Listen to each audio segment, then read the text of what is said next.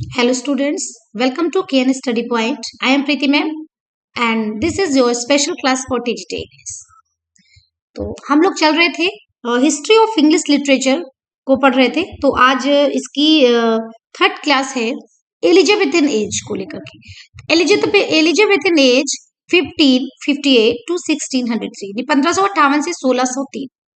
आप लोग इसको सबसे पहले ये समझ लीजिए कि एलिजाबेथन एज की जो शुरुआत थी वो 1558 से हुई और 1603 तक ये चली।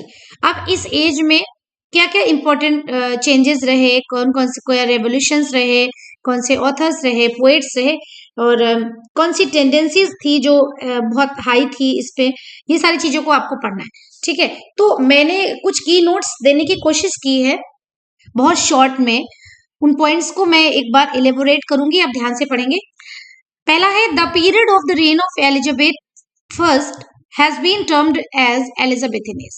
ठीक है, तो पहला पॉइंट जो आपका है वो क्या है कि ये जो आपका एलिजाबेथन एज है, एलिजाबेथन प्रथम, ठीक देखिए लिखा है ना एलिजाबेथन फर्स्ट। क्वेश्चन भी पूछा जा सकता है, तो आपको पता होना चाहिए कि हम एलिजाबेथन एज को पढ़ रहे हैं तो ये किसका टर्म है, किसके किसके शासन की बात हो रही है, एलिजाबेथ प्रथम की बात हो रही है। उसको कहते हैं, उस पीरियड को जिस पीरियड में एलिजाबेथ प्रथम शासन कर रही थी, उस पर्टिकुलर पीरियड को एलिजाबेथन एज के नाम से जानते हैं। ठीक है, it is often used loosely to refer to the late 16th and early 17th century even after the death of Elizabeth first। यहाँ तक कि जब एलिजाबेथ फर्स्ट की डेथ के बाद का भी कुछ टाइम भी इसमें ऐड होता है, तो ये बोलते हैं कि late 16th and early 17th, यानी कि 16th सेंचुरी का जो एंड है और 17th सेंचुरी की स्टार्टिंग, ये आपकी एलिजाबेथन एज में मानी जाती है।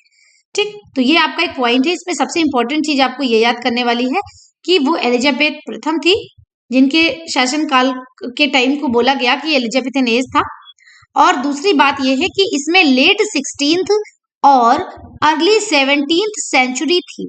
ठीक है, नेक्स्ट पॉइंट है the most characteristic feature of the age was the comparative religious tolerance. जो सबसे ज्यादा कैरेक्टरिस्टिक फीचर था उस एज में, उस एज की खास बात क्या है, वो था कंपैरेटिव रिलीजियस टॉलरेंस। देखिए कंपैरेटिव होता है तुलनात्मक रूप से, religious tolerance. The famous religious war known as 30 years war, ये बहुत पूछा जा सकता है ये कैसा वार था। 30 इयर्स वॉर ये एक रिलीजियस वार था। Found no parallel in England, इसके जैसा कोई भी वॉर नहीं हुआ। देखिए रिलीजियस टॉलरेंस का मतलब ये होता है कि रिलीजन के बेस पर हम कितना चीजों को टॉलरेट कर सकते हैं, या हम बहुत ज्यादा फ्लेक्सिबिलिटी रखते हैं, हम बिल्कुल बहुत ज्यादा टॉलरेट कर सकते हैं, या फिर एक रिजिडनेस पाई जाती है। तो वो एक एज ऐसी थी जहां पे कंपैरेटिव रिलीजियस टॉलरेंस थी। ठीक है, the defeat of the Spanish Armada stabilised reformation as a fact in England and united all Englishman in a magnificent in national enthusiasm. जब स्पेनिश आर्माडा की हार हुई, आपने हमेशा देखा होगा कि जब कभी भी कोई क्रांति होती है तो उसके जो परिणाम होते हैं वो बहुत दूरगामी होते हैं, और उसके परिणाम हमेशा सिर्फ वही नहीं होते जिनके आधार पर युद्ध होता है, बल्कि उस लड़ाई के बाद बहुत से ऐसे परिणाम आते हैं जिनके बारे में पहले नहीं सोचा गया होता है। तो जब स्पेनिश आर्माडा की हार हुई तो एक रिफॉर्मेशन आया, एक रिफॉर्मेशन बोलते एक सुधार। ठीक है, एक टेंडेंसी आई रिफॉर्म करने की as a fact in England, और उसमें जितने भी इंग्लिश मैन थे, जो अंग्रेज थे, वो सब जुड़े और बहुत ही मैग्निफिसेंट नेशनल इंथुसियाज्म के साथ में जुड़े। एक राष्ट्रीय उत्साह था उन सब में, कहीं पे एक दूसरे के प्रति बहुत ही टॉलरेंस थी उनके अंदर ये था कि हम सब कुल मिला के हम सब इंग्लिश मैन हैं, तो वो आपस में किसी भी प्रकार का डिवाइडेशन नहीं था उनमें। ये एक उनके अंदर ऐसा इंथुसियाज्म आया, एक प्रकार का पैट्रियोटिज्म आया। तो ये एक पॉजिटिविटी थी उस एज की। ठीक है, अब किसकी हार के फलस्वरूप ऐसा हुआ था, स्पेनिश आर्माडा। मोटे मोटे फैक्ट्स को जब आप याद कर लेंगे तो चीजें आपको अपने आप से सुलझी हुई समझ में आने लगेंगी। पहले क्या होता है कि आपको चीजें टफ लगती हैं क्योंकि आपको लगता है पता नहीं कब क्या हुआ, कौन सी घटना कब घटी। अब ये बहुत बड़ा एज है, बहुत सारी घटनाएं घटी होंगी, तो एक छोटी सी तो स्टोरी नहीं है जो आपने पढ़ी और आपको समझ में आ गई। तो हम क्या करते हैं, जो इंपॉर्टेंट फीचर्स हैं उस एज के रिलेटेड टू लिटरेचर, भाई बहुत बाकी चीजों से हमें मतलब नहीं है क्योंकि हमें लिटरेचर से मतलब है, तो रिलेटेड टू लिटरेचर जो भी फैक्ट्स हैं उनकी हम मोटी मोटी बातों को हाईलाइट करेंगे, पढ़ेंगे और फिर उनके आधार पर हम एक रूपरेखा बनाएंगे। ठीक है, तो अब ये आपका जो नेक्स्ट पॉइंट है, देखो ये क्या है, ये हमने अभी पढ़ा क्या, इसमें रिलीजियस टॉलरेंस थी। अब देखिए, it was an age of comparative social contentment, एक सोशल कंटेंटमेंट थी कि सामाजिक तौर पे लोगों में एक सेटिस्फेक्शन था, the increase of wealth, improving in living, opportunities for labour, increase the literary activities. देखिए, आप कब साहित्य भी कब अच्छा होता है, कहते हैं साहित्य जो है वो समाज का दर्पण है, जो लिटरेचर है is a mirror of society. जैसी हमारी सोसाइटी होती है, जिस तरह का सोसाइटी में जो है वो चेंजेस आ रहे होते हैं या रिफॉर्मेशन आ रहा होता है या कुछ भी असेंडिंग डिसेंडिंग कोई भी जो घटनाएं घट रही होती हैं, हमारा जो लिटरेचर होता है वो भी समाज से ही तो निकलता है, तो उस पर भी उसका पूरा प्रभाव पड़ता है। तो यहाँ पे क्या हुआ, ये कैसी एज थी जहाँ पे लोगों में सोशल कंटेंटमेंट था, सोशल सेटिस्फेक्शन था, लोग बहुत खुश थे, लोगों पे वेल्थ बढ़ रही थी, लोगों के रहन सहन का तरीका बढ़ रहा था। ठीक है, और श्रम के और ज्यादा अवसर प्राप्त हो रहे थे लोगों को, तो इससे क्या हुआ, लिटरेरी एक्टिविटीज भी बढ़ी, it increase the literary activities. तो लोगों में और ज्यादा, लोगों में खुशहाली आई, लोगों में सेटिस्फेक्शन आया, लोगों में एक ऑप्टिमिज्म आया कि नहीं हम आगे बढ़ सकते हैं, हम आगे कुछ कर सकते हैं, इस तरह से तो लिटरेरी एक्टिविटीज भी बढ़ी, ये एक इंपॉर्टेंट पॉइंट है। Next, it was an age of dreams, of adventures, of unbound enthusiasm. इस एज में लोग ड्रीम्स देखते थे, ड्रीम्स मतलब लोगों के मन में एक ड्रीम आता है कि हाँ हम ऐसा कर सकते हैं। अब देखो बेटा, एक बात को बहुत अच्छे से समझ लीजिए, चीज वही होती है लेकिन देखने का नजरिए, जो देखने का नजरिया होता है उस पर बहुत सारी चीजें डिपेंड करती है। ये एग्जाम आप सबके लिए इक्वल है, सबके लिए उतनी सीटें हैं, सबके लिए वही सिलेबस है, सबके लिए वही सब्जेक्ट है, कुछ अंतर नहीं है, लेकिन और जो आप पॉइंट्स पढ़ते हैं वो भी लगभग बुक में मैटर तो वही होता है, मैटर तो नहीं चेंज होता है, लेकिन कहीं ना कहीं हर बच्चे का पढ़ने का अपना तरीका अलग होता है और वो तरीका मैटर करता है कि आपके माइंड में चीजें किस तरह से सेट होती है। किसी बच्चे के माइंड में चीजें सेट हो जाती है, उनको बहुत ज्यादा आपाधापी नहीं करनी पड़ती रटने में, और कुछ बच्चे सिर्फ रटने पे आमादा होते हैं कि हमने 200 क्वेश्चन लर्न कर लिए और हमने 300 क्वेश्चन लर्न कर लिए। ऐसा कुछ नहीं होता बेटा, 200 क्वेश्चन या 300 क्वेश्चन लर्न करने से कुछ नहीं होता है। बात होती है कि फैक्ट को कितना समझ रहे हैं, समझने के लिए आपका उसमें एक एप्टीट्यूड होना जरूरी है। ठीक है, तो इसमें बताया गया है, अब लोगों के अंदर जैसे अगर आपके अंदर एक ड्रीम है कि नहीं यार मुझे करना है, फिर आप उन चीजों को करने के लिए आप जो है हार्डवर्क भी करते हैं और उसमें आपका इंथुसियाज्म भी होना जरूरी है। आप ध्यान से समझेंगे, ये जो तीनों चीजें बताई गई है उस एज की, ये आप सबसे सीधे रिलेट करती है। It was an age of dreams, of adventures and of unbound enthusiasm. Enthusiasm means होता है उत्साह, उत्साह तो आप सब में होता है, लेकिन एक होता है अनबाउंड, जिसकी कोई लिमिट नहीं होती है, एक ऐसा उत्साह कि नहीं मुझे ये करना है, बस तो करना है। और जब भी आप कोई काम करते हैं तो बहुत सारी आपके आगे जो है ऑब्स्टेकल्स आपके सामने आते हैं, सबके सामने आते हैं, कोई भी ऐसा पर्सन नहीं है जिसके सामने ऑब्स्टेकल्स नहीं होते, लेकिन फर्क क्या होता है कि कोई व्यक्ति उन ऑब्स्टेकल्स को हटा के आगे बढ़ना जानता है और कोई उन्हीं ऑब्स्टेकल्स का रोना जानता है। तो दैट थिंग इज मैटर, ये चीज जो है वो मैटर करती है। तो यहाँ पे वो जो एज थी वो कैसी थी, it was an age of dreams. लोगों ने ड्रीम देखना शुरू किया, लोग जो निराशावादी हो चुके थे कि अब कुछ नहीं हो सकता, अब कुछ नहीं हो सकता, लोगों के अंदर है नहीं भाई हम भी कुछ कर सकते हैं। लोगों ने एडवेंचर्स करना सीखा, उनके अंदर बहुत सारा एंथुसियाज्म था और पॉजिटिविटी बहुत अच्छे रिजल्ट देती है, ये सभी जानते हैं। अगर आप पॉजिटिव हो जाते हैं, आपका एटीट्यूड पॉजिटिव होता है, तो आपकी जो वर्क टेंडेंसी है वो भी जो है वो ग्रोथ करती है और आपको सफलता मिलती है। तो क्या हुआ, वहां पे जो लिटरेचर था उसका, जो ये जो आपका एलिजाबेथन एज का लिटरेचर था वो भी बहुत फलने फूलने लगा। ठीक है, अब देखो बेटा, young philosopher Bacon and adventurer Hakluyt inspired the English imaginations to a great extent. इनका नाम आप लर्न करेंगे, ये एक यंग फिलोसोफर थे, बैकोनन एडवेंचरर हैकलट। इन्होंने इंस्पायर किया इंग्लिश इमेजिनेशन को to a great extent. Famous work of Hakluyt are, अब इनके फेमस वर्क क्या है, collection of voyages and Purchas, his pilgrimage. तो अब यहाँ पे आपके लिए क्वेश्चन सिर्फ इतना बन सकता है, कोई बहुत ज्यादा नहीं है, कि ये जो कलेक्शन ऑफ वॉयज है, एक मिनट, वॉयजेस एंड परचेजेस, ये आपकी एक बुक है यहाँ से तक। ठीक है, दूसरी है आपका his pilgrimage.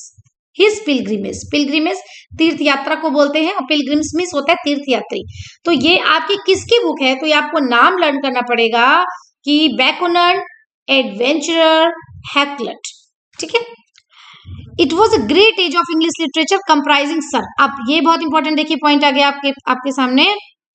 It was a great age, अब एलिजाबेथन एज एक बहुत, जब लोगों में इतना उत्साह था, लोगों में इतनी पॉजिटिविटी थी, इतना ऑप्टिमिज्म था, तो बट नेचुरल सी बात है कि साहित्य में भी बहुत परिवर्तन आया। और कौन कौन से साहित्यकार रहे उस टाइम पे, कौन से जो है वो ऑथर्स रहे जो उस समय कंप्राइज कर रहे थे, तो देखिए sir Philip Sidney, okay, Christopher Marlowe, नाम पढ़ा होगा आपने, Edmund Spenser, William Shakespeare, sir Walter Raleigh, Francis Bacon, Ben Jonson etcetera, ठीक।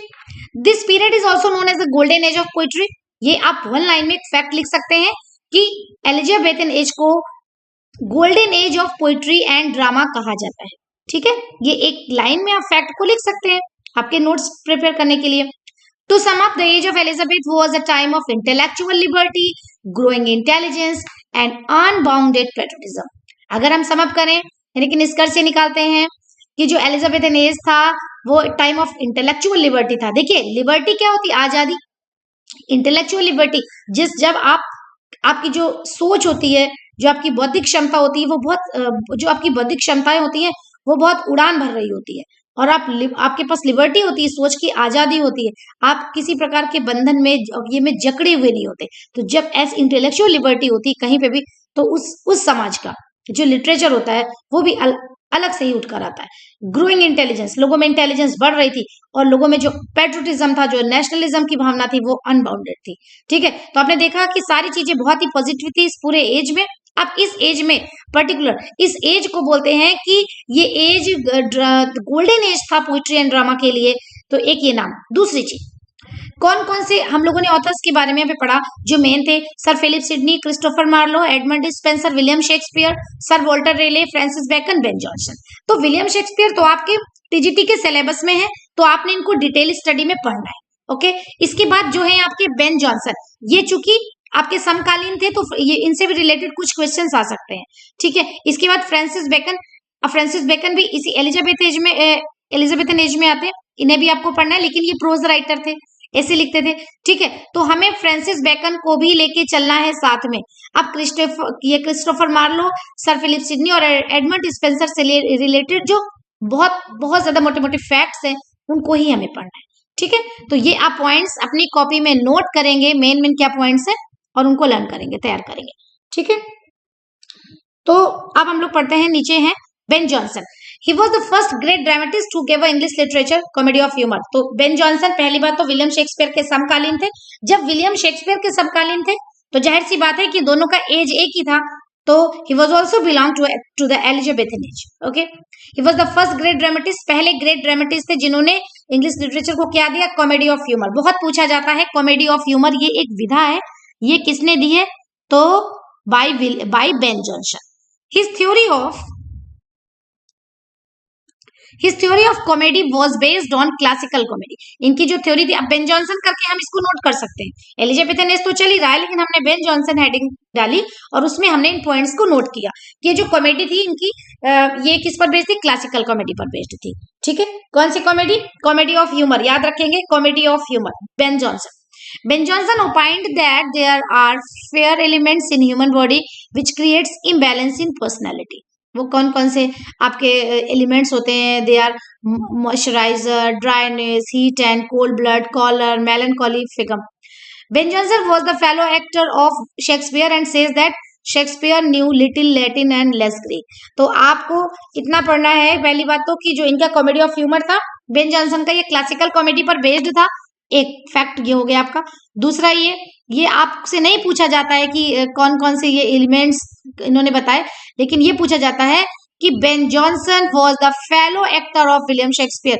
इनके फेलो एक्टर थे, यानी इनके साथ ये भी एक्टर थे, और वो कहते हैं, उनका एक स्टेटमेंट है बेन जॉनसन का, Shakespeare new little Latin and less Greek.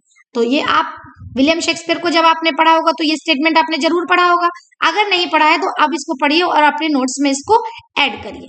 अब इनके मेन वर्क्स क्या हैं, every man in his humour, every man out of his humour, ठीक है, दो देखोगे, every man in his humour, every man out of his humour, Volpone और the fox, एपिकोयने और द साइलेंट वुमेन, ये दो अलग अलग नाम है बेटा। Alchemist, the alchemist, the tale of the tub, तो ये इनकी मेन वर्क्स है। पूछे जा सकते हैं वॉलपोन किसने लिखी थी, every man in his humour किसकी है, every man out of his humour किसकी है, द अल्केमिस्ट किसकी है, द टेल ऑफ टब किसकी है, तो ये किसकी है, बेन जॉनसन की वर्क है। इसके बाद है आपका जॉन वेबस्टर। जॉन वेबस्टर की ये दो बुक आपको अच्छे से पढ़ लीजिए, केवल नाम पढ़ना है, the white devil, the duchess of Malfi. इतना बहुत अच्छे से आप इसको रट लीजिए, समझ लीजिए, ठीक है। दूसरा देखिए, Francis Beaumont and John Fletcher, ये दो हैं इसमें, तो इनके वर्क्स हैं the maid's tragedy, Philaster, the scornful lady, the a king and no king. They completed Shakespeare's incomplete Henry eight. तो ये पूछा जाता है कि एक ये फैक्ट जो है लास्ट में लिखा है कि इन्होंने विलियम शेक्सपियर के इनकम्प्लीट वर्क को, हेनरी एट को कंप्लीट किया था। तो क्वेश्चन पूछा जा सकता है, who completed Shakespeare's Henry eight, किसने कंप्लीट किया था, फ्रांसिस बी माउंट और जॉन फ्लेचर ने कंप्लीट किया था, ठीक है। इसके बाद आपका है विलियम शेक्सपियर, 1564 से 1616 है विलियम शेक्सपियर। तो ये इसको यहाँ पे मैंने नहीं दिया हुआ, सी इन डिटेल स्टडी, कि आपने विलियम शेक्सपियर को डिटेल में पढ़ा है, तो इससे इनके जो भी रिलेटेड फैक्ट्स हैं उनको हम लोग उसी में पढ़ेंगे, ठीक है। तो अब हम आते हैं नियो क्लासिकल पीरियड की ओर में। ये पीरियड आपको बहुत ज्यादा डिटेल में नहीं पढ़ना है, जितनी डिटेल में आपको एलिजाबेथन एज को तैयार करना, ठीक है। फिर भी हम एक मोटा मोटा सा सरसरी निगाह से इसको पढ़ेंगे। नियो क्लासिकल एज आपका 1660 टू 1798, 1660 से 1798। There are 3 subdivision of neo classical period. अब इसमें एक आपका रेस्टोरेशन एज है, जिसको एज ऑफ ड्राइडन कहते हैं, ऑगस्टन एज है, जिसको एज ऑफ पोप कहते हैं। बस इतना समझ लीजिए, क्योंकि ये आप एज ऑफ पोप में अलेक्जेंडर पोप से रिलेटेड इंपॉर्टेंट फैक्ट्स आ सकते हैं, जॉन ड्राइडन से रिलेटेड भी आ सकते हैं। नंबर 3 है doctor Johnson age and age of sensibility and transition period, ठीक है। The writers of neoclassical age tried to look Greek and Latin as backward. जो राइटर्स ऑफ नियोक्लासिकल एज थे, उन्होंने कोशिश की ग्रीक और लैटिन की तरफ जाने की, यानी वापस जाने की कोशिश की, जो जैसा कि पहले था। In this period the writers tried to follow the rules of classical writing. इन लोगों नियो क्लासिकल में फिर से इन्होंने क्लासिकल राइटिंग के रूल्स जो बहुत पहले चलते थे उनको फॉलो करने की कोशिश की, but they could not succeed, लेकिन ऐसा नहीं हो पाया। एज अ रिजल्ट, तो देखो जो क्लासिकल राइटिंग थी उसमें बहुत ज्यादा स्ट्रिक्ट रूल्स होते थे। इन्होंने क्लासिकल राइटिंग्स के जो रूल्स थे उनको फॉलो करने की कोशिश की, बट ऐसा वो कर नहीं पाए। As a result their writing is dominated by, इसलिए उनकी जो राइटिंग है वो किससे डोमिनेट हो रही है, dominated by strict rule and regulations. They focused on form and opposed Elizabethan romanticism and adopted dialectic and heroic couplet form of writing. तो एलिजाबेथन एज में रोमांटिसिज्म था, इन्होंने उसको अपोज किया था नियो क्लासिकल एज में, और किसको अपनाया था, डायलेक्टिक एंड हीरोइक कपलेट को। तो हीरोइक कपलेट ये आपका नियो क्लासिकल एज से रिलेट करता है। So we can say that writers of neo classical age could neither follow the classical nor they could give any proper standard to English writing, क्योंकि ना तो ये neo classical है ना, तो ये क्लासिकल को लेके चलना तो चाहते थे बट नहीं चल पाए, तो ये पूरी तरह से क्लासिकल भी नहीं रह पाए और न ही इन्होंने अपना कोई नया स्टैंडर्ड दिया। That's why neo classical has been turn into pseudo classical. इसको स्यूडो क्लासिकल भी कहते हैं, ये मानी क्लासिकल के का एक भ्रम है इसमें, वास्तव में ये क्लासिकल नहीं है, ठीक। तो इसमें हमें पढ़ना है क्या क्या, रेस्टोरेशन एज को पढ़ना है, जिसको एज ऑफ ड्राइडन भी कहते हैं। Monarchy was restored. Charles II became king. That's why this age is known as Restoration Age. इस एज को रेस्टोरेशन एज कहते हैं, 1660 से 1700, ठीक है।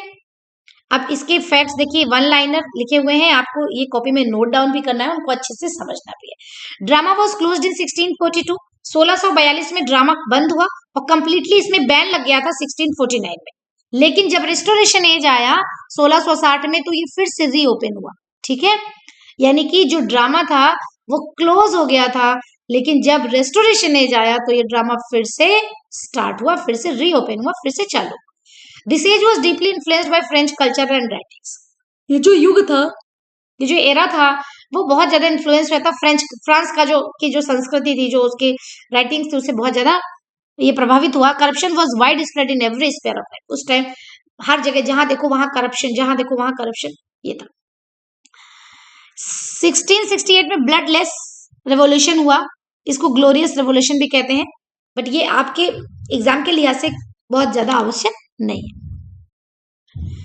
इन 1685 Charles to died and Charles one became his successor. हाँ, ये क्वेश्चन बन सकता है कि चार्ल्स टू के मरने के बाद में कौन बना था? चार्ल्स वन जो था वो उसका सक्सेसर बना था। अब John Dryden was a great writer of this period. He is known as the father of English criticism. He wrote prose, poetry and drama. This is the most important point for your preparation. John Dryden, क्योंकि ये सारे points जो हैं वो सीधे literature से related नहीं है, यहाँ पे सीधे लिटरेचर से रिलेट कर रहा है। जॉन ड्राइडन जो थे वो मेन पोएट थे, एक ग्रेट राइटर थे इस पीरियड के, उनको फादर ऑफ इंग्लिश क्रिटिसिज्म कहते हैं। अब जहाँ पे आप जॉन ड्राइडन के बारे में लिखेंगे, आप ऑथर वाइज भी नोट्स बनाएंगे अपने, तो जॉन ड्राइडन जहाँ पे आप लिखेंगे वहां पे लिखेंगे फादर ऑफ इंग्लिश क्रिटिसिज्म। तो आपको याद रखें कि इनको फादर ऑफ इंग्लिश क्रिटिसिज्म भी कहा जाता है। ठीक है, अब बढ़ते हैं आगे। Poetry of Restoration age. Poetry of Restoration age, John Dryden, he is known as the master of neo classical school of writing. John Dryden को क्या बोलते हैं? Master of neo classical school of writing.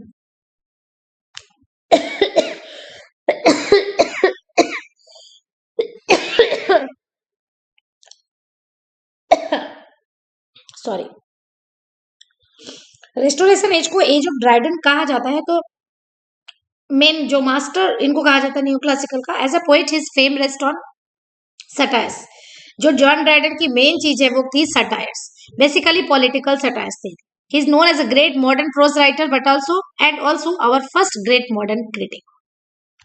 John ड्राइडन के बारे में ये facts है, इनको आपको अच्छे से प्रिपेयर करना है। Neo classical school of writing के मास्टर इनको कहा जाता है। मेन इनका फेम सटायर पर था और बेसिकली पॉलिटिकल सटायर्स पे था। ग्रेट मॉडर्न प्रोज राइटर है और हमारे पहले ग्रेट मॉडर्न क्रिटिक भी है। ठीक, एब्सलम एंड अकिटोफेल एक पॉलिटिकल सटायर है जॉन ड्राइडन का। ठीक है, on the suggestion of Charles to justify his doing against earl of Shaftesbury. इस तरह से ये एस्ट्रिया रिडक्स है। मैक फ्लैक्नो है। ड्राइडन का जो ग्रेट प्रोज वर्क है वो एसे ऑन ड्रामेटिक पोएसी, इसको लर्न कर लीजिएगा आप अच्छी तरह से, ये पॉइंट। इसके बाद रेस्टोरेशन का जो प्रोज था, ठीक है, ये तो पोइट्री थी। इसमें आपका जॉन बनियन आते हैं, जॉन लॉक।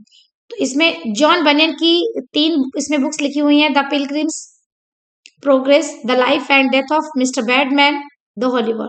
तो इसमें ये पिलग्रिम सारी इंपॉर्टेंट है, बट ये जो पिलग्रिम्स प्रोग्रेस है ये बहुत पूछी जाती है एग्जाम्स में। इसके बाद जॉन लॉक है, इनकी जो वर्क्स है आपको पढ़ना है। फिर थॉमस हॉब्स है, सैमुअल पेपे है। इसके बाद ड्रामा ऑफ रेस्टोरेशन एज। ठीक है, प्रोज पोएट्री ड्रामा 3 तरह से हम बना के लिखेंगे। तो ड्रामा में आपका क्या है? In this age 2 forms of drama were most popular, heroic tragedy and comedy of man. John Dryden, conquest of Granada, the Indian empire और टायरेनिक लव, औरंगजेब।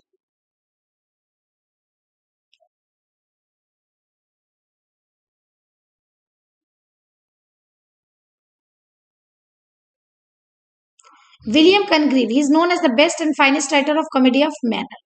इसके बाद इनकी वर्क्स हैं the old bachelor, the double dealer, love for love, the way of the world, it is considered as pure comedy of manner. ठीक है, इसके बाद आपका ऑगस्टन एज आ जाता है 1700 टू 1745, 1700 से 1745। ये एज ऑफ पोप है। तो यहाँ पे जब हम इस एज को पढ़ेंगे तो हमें अलेक्जेंडर पोप को भी साथ में पढ़ना है। This was an age of clubs and coffee house culture where political issues used to be discussed. ये वो कल्चर था, वो एज था जहाँ पे clubs and coffee house culture होता था।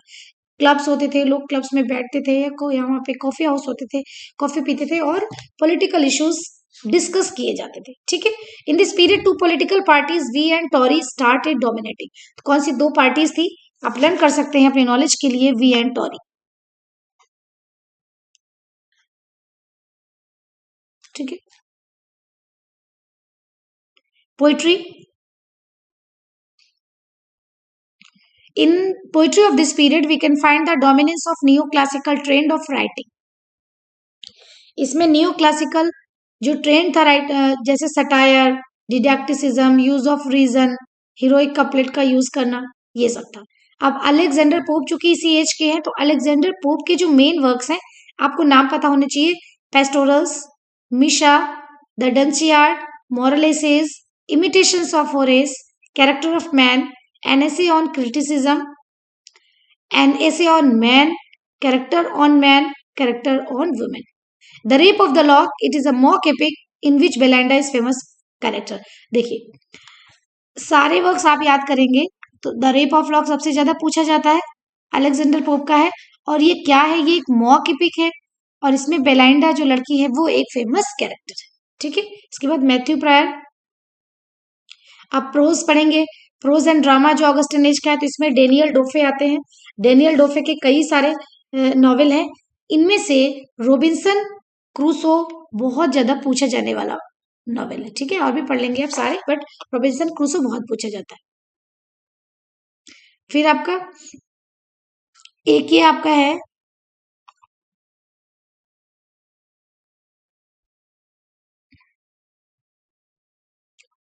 Jonathan Swift. ठीक है, जोनाथन स्विफ्ट में हम आएंगे।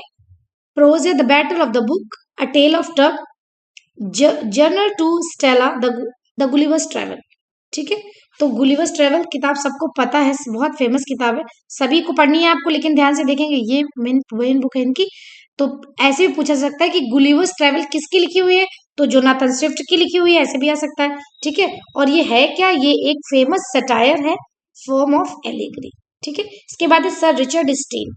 इनके प्रोज वर्क आपको याद करने हैं। प्रोज वर्क में प्लेज हैं the funeral, the lying love, the tender husband, the conscious lovers. फिर आपको एसेस पढ़ने हैं, the Tatler, the Spectator.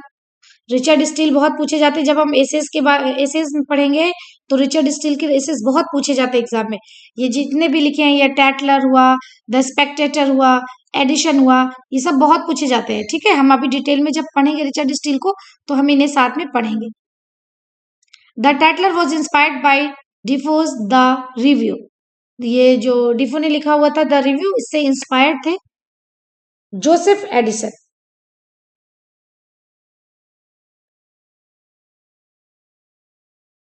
Joseph Addison का के वर्क्स ये दिए हुए हैं। फिर है डॉक्टर जॉनसन का जो एज था, age of sensibility and transition period भी इसे कहते हैं। ठीक है, doctor Samuel Johnson is the representative writer of second half of 18th century. It was an era of change from pseudo classicism to romanticism. Pseudo classicism चल रहा था, अब धीरे धीरे ये भी रोमांटिसिज्म पे आ रहे थे। तो डॉक्टर सैमुअल जॉनसन के जो इंपॉर्टेंट वर्क्स हैं वो ये लिखे हुए हैं। फिर ओलिवर गोल्ड स्मिथ, इनके वर्क्स लिखे हुए हैं।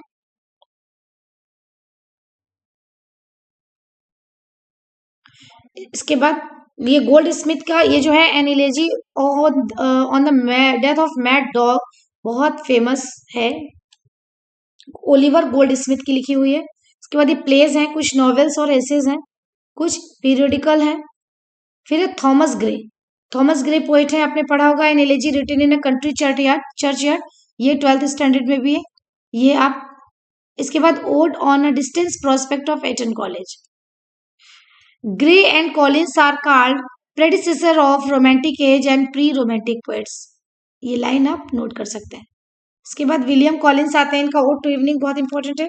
विलियम ब्लैक, इन्होंने द टाइगर और द लैम लिखा है, ग्रेजुएशन में आपने पढ़ा भी होगा, द टाइगर और द लैम लिखी थी।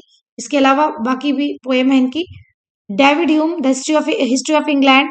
James Boswell, the life of Samuel Johnson. Samuel Richardson, इनकी पामेला बहुत पूछी जाती है। Henry Fielding, sir Walter Scott called him father of English novel. तो हेनरी फील्डिंग को फादर ऑफ इंग्लिश नॉवेल कहा गया, किसने कहा था, सर वॉल्टर स्कॉट ने। ठीक है, ये लर्न करेंगे आप। इसके बाद आपका टॉबिस स्मॉलेट के वर्क्स हैं, लॉरेंस स्टर्न के हैं, होरेक वॉलपोल का। To quote baron, this novel is the first romance in language. ठीक है, ये बैरन को कोट करते हुए लिखी गई थी। होरेक वॉलपोल की है द कैसल ऑफ टोरंटो। तो ये था आपका एज ऑफ एलिजाबेथन एज था। इसमें जो भी इंपॉर्टेंट फैक्ट्स थे मैंने आपको वो बताया। तो एक बार अच्छे से रिवीजन करते हैं इसका मेन पॉइंट्स को कि इसका टाइम पीरियड आपका 1558 to 1603। ये पीरियड जो एलिजाबेथ फर्स्ट के टाइम पर का था। जो मोस्ट कैरेक्टरिस्टिक फीचर्स थे उसमें थे कंपैरेटिव रिलीजियस टॉलरेंस थी, और जो फेमस वार था वो 30 इयर्स वार था। जो डिफीट हुई थी वो स्पेनिश आर्माडा की हुई थी। और इस एज में लोगों के अंदर इंक्रीमेंट ऑफ वेल्थ हो रहा था, लिविंग स्टैंडर्ड इंप्रूवमेंट हो रहा था, लोगों को अपॉर्चुनिटीज मिल रही थी, लोग ड्रीम्स देख रहे थे, और इसी तरह से लोगों में अनबाउंड इंथुसियाज्म था, और इसका सारा प्रभाव उस टाइम के लिटरेचर पे पड़ा। तो एक ये फैक्ट है। दूसरी इंपॉर्टेंट चीज आप ये लर्न कर लेंगे कि इस टाइम के जो ग्रेट पोएट थे इंग्लिश लिटरेचर में वो कौन से थे। Sir Philip Sidney, Christopher Marlowe, Edmund Spenser, William Shakespeare, sir Walter Raleigh, Francis Bacon, Ben Jonson etcetera. तो इस तरह से आई होप कि आपको ये समझ में आया होगा एलिजाबेथ हेनेज। आप इसको बहुत अच्छे से पढ़ेंगे, समझेंगे, और साथ ही साथ नोट्स बनाते चलेंगे। अगर आप साथ ही साथ नोट्स बनाते चलेंगे तो चीजें आपके लिए उतनी ज्यादा मुश्किल नहीं होंगी, और धीरे धीरे चीजें आपको समझ में आने लगेंगी। तो थैंक यू। अगर आपको कहीं से कुछ कमी लग रही है या कुछ, तो आप प्लीज कमेंट करें, और कुछ अच्छा लग रहा है तो भी आप कमेंट करें। अगर आपने चैनल को सब्सक्राइब नहीं किया है तो प्लीज हमारे चैनल को सब्सक्राइब करें। Thank you.